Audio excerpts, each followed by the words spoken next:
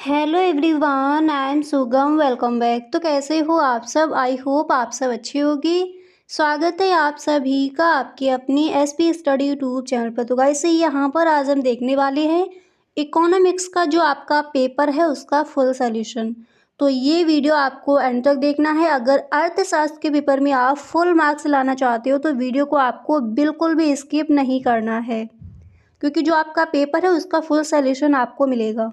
ठीक है, तो चलिए गाइस पहले देख लेते हैं जो आपके ऑब्जेक्टिव क्वेश्चन दिए जाते हैं तो वो कौन कौन से इम्पोर्टेंट हैं। पहला प्रश्न है कि एक वस्तु की मानवीय आवश्यकता को संतुष्ट करने की क्षमता को कहते हैं। एक वस्तु की मानवीय आवश्यकता को संतुष्ट करने की क्षमता को हम क्या कहते हैं? पहला ऑप्शन है उपयोगिता, दूसरा ऑप्शन है उपभोग, इसी तरह से तीसरा ऑप्शन है उत्पादन और यहाँ पर चौथा ऑप्शन मिला है कीमत। तो आपको ध्यान रखना है कि एक वस्तु की मानवीय आवश्यकताओं को संतुष्ट करने की क्षमता को हम कहते हैं उपयोगिता, यानी ए नंबर पर जो ऑप्शन है यही आपका हो जाएगा राइट ऑप्शन। ठीक है, अब इसके बाद यहाँ पर आपको नेक्स्ट क्या तैयार कर लेना है उसको देखते हैं। अगला क्वेश्चन है कि आय में इकाई वृद्धि होने पर उपभोग में होने वाली वृद्धि को कहते हैं, क्या कहते हैं?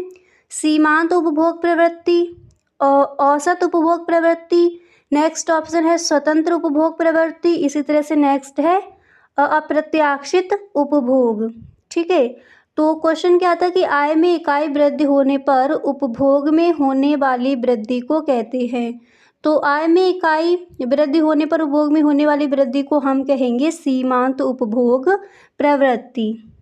ठीक है, इसके बाद अगला क्वेश्चन यहाँ पर आप तैयार करोगे कि विदेशी व्यापार में घाटा होता है जब, कब? निर्यात आयात से कम होता है या फिर आयात निर्यात से कम होता है।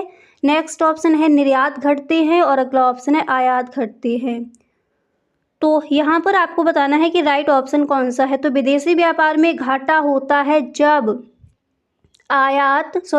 निर्यात आयात से कम होता है, यानी ए नंबर पर जो ऑप्शन है यही आपका यहाँ पर हो जाएगा राइट ऑप्शन। इसी तरह से अगला क्वेश्चन देख लीजिए। अगला क्वेश्चन है कि अन्य वस्तुओं के उत्पादन में आगत के रूप में प्रयुक्त होने वाली वस्तुएं कहलाती हैं, क्या कहलाती हैं? मध्यवर्ती वस्तुएं, अंतिम वस्तुएं, उपभोग वस्तुएं या फिर ए और बी दोनों।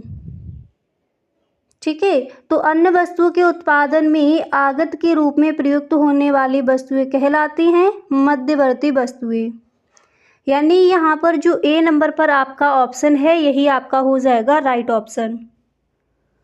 अगला क्वेश्चन है कि भारतीय रिजर्व बैंक की स्थापना की गई। क्वेश्चन कई बार पूछा गया है। ठीक है, तो भारतीय रिजर्व बैंक की स्थापना कब की गई थी? 1935 में, 1933 में, 1953 में या फिर 1944 में। तो हम सबको पता है कि भारतीय रिजर्व बैंक की जो स्थापना है वो की गई थी 1935 में। ठीक है, तो जब भी पूछा जाए कि भारतीय रिजर्व बैंक की स्थापना कब की गई तो भारतीय रिजर्व बैंक की स्थापना की गई थी 1935 में। अगला क्वेश्चन यहाँ पर आप तैयार करोगे कि अर्थशास्त्र के जनक कौन थे। ठीक है, अर्थशास्त्र के जनक कौन थे? तो अर्थशास्त्र के जनक कौन थे?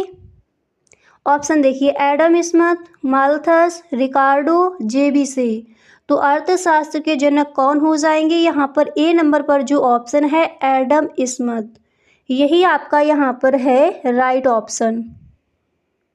इसी के साथ एक क्वेश्चन और देख लीजिए। जैसे ये पूछा गया अर्थशास्त्र के जनक, तो ध्यान रखना एडम स्मिथ। क्वेश्चन ये कई बार पूछा गया कि समष्टि अर्थशास्त्र के प्रवर्तक कौन थे। ठीक है, तो देखिए समष्टि अर्थशास्त्र के प्रवर्तक कौन थे? तो यहाँ पर ऑप्शन मिलेंगे J R. Hicks, J H. Hanson, A C. Pigou या फिर जे.एम. कीन्स। तो आपको ध्यान रखना है कि समष्टि अर्थशास्त्र के जो प्रवर्तक हैं वो हैं जे.एम. कीन्स और अर्थशास्त्र के जनक कौन है? Adam Smith. भारतीय रिजर्व बैंक की स्थापना कब हुई थी? 1935 में। समष्टि अर्थशास्त्र के प्रवर्तक कौन थे? जे.एम. कीन्स। अर्थशास्त्र के जनक कौन थे? Adam Smith. और अब यहाँ पर देखिए सब्जेक्टिव क्वेश्चन देख लेते हैं। तो ऑब्जेक्टिव क्वेश्चन में एक क्वेश्चन आप और लिख लीजिए। प्रभावी मांग की संकल्पना किसने दी? ये गाइस वही क्वेश्चन है जो बार बार बोर्ड एग्जाम इन क्वेश्चंस को रिपीट करता है, तो उन्हीं क्वेश्चंस को इस वीडियो में रखा गया है। ठीक है, तो प्रभावी मांग की संकल्पना किसने दी? ऑप्शन देख लीजिए, कीन्स ने, मार्शल ने, एडम स्मिथ ने, जेबी ने। तो प्रभावी मांग की संकल्पना दी थी कीन्स ने। ठीक है, तो आई होप आपको क्लियर हो गया होगा कि इसमें कौन कौन से जो आपके ऑब्जेक्टिव क्वेश्चन है जो इम्पोर्टेंट है उनको आपने देखा।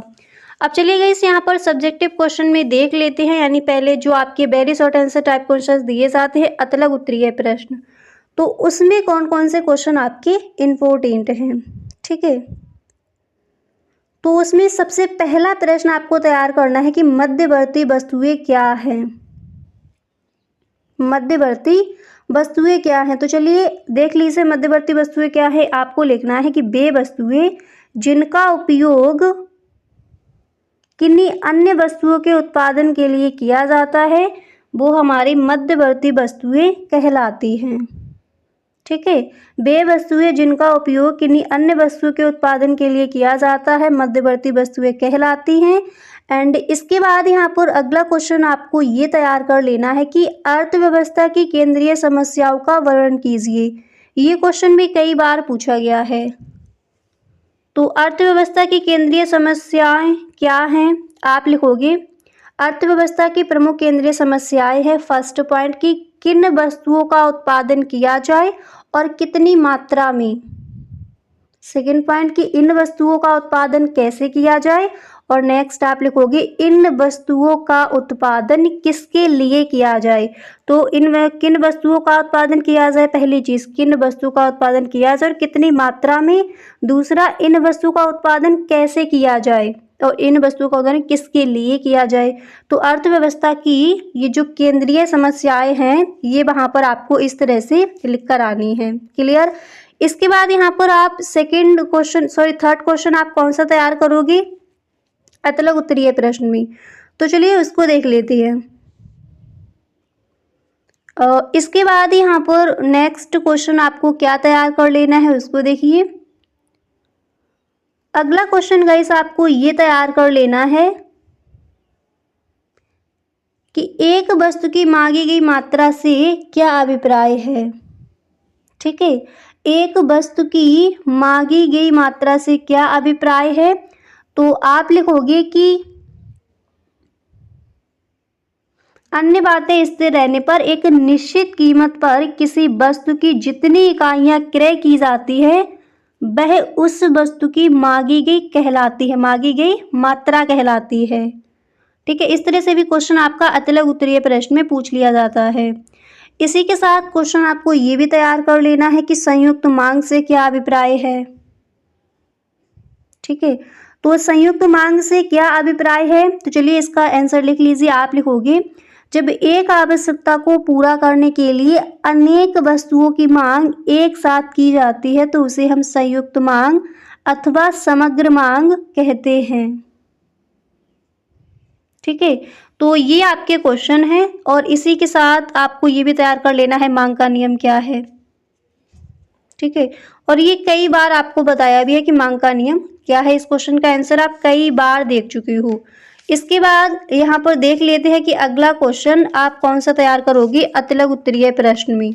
ठीक है, तो गाइस लिख लीजिए अगला क्वेश्चन आपको ये तैयार कर लेना है। और गाइस अगर अभी तक आप इस वीडियो में बने हुए हो तो इस वीडियो को आप एक लाइक ज़रूर कर दे। चैनल पर अगर आप पहली बार आए हो तो गाइस इस चैनल को सब्सक्राइब कर लेना एंड बेल आइकन को भी प्रेस कर देना ताकि वीडियो की जो भी नोटिफिकेशन हो वो सबसे पहले आपके पास पहुंचे। ठीक है, चलिए अगला क्वेश्चन यहाँ पर लिख लीजिए। नेक्स्ट यहाँ पर है उत्पादन की स्थिर लागत से क्या तात्पर्य है। ये क्वेश्चन कई बार पूछा गया है।